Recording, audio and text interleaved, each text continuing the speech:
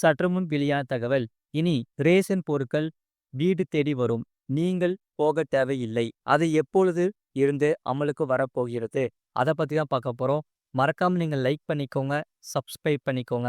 அதாவது முதியோர் மற்றும் திறனாளிகளின் வீடுகளுக்கே ரேஷன் பொருட்களை விநியோகம் செய்யும் முதல்வரின் தாயுமானவர் திட்டத்தை 12ஆம் தேதி அன்று துவங்கி வைக்கிறார்.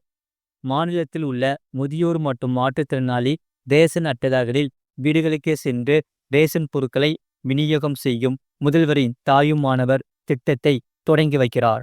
இத்திட்டமானது 34,809 ரேஷன் கடைகளை சேர்ந்த 15.80 லட்சம் ரேஷன் கடைகளில் உள்ள 70 வயதுக்கு அதிகமான 20.40 லட்சம் முதியோர் பயன்பெறுவர்.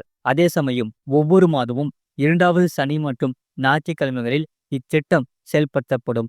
இதில் பயன்பெற தகுதியுள்ள ரேஷன் அட்டைதாரர்களின் விவரம் உணவுப் பொருள் வழங்கல் துறை வாயிலாக பெறப்பட்டு இதற்காக கள அலுவலகங்களுக்கு அனுப்பப்பட்டு உள்ளது.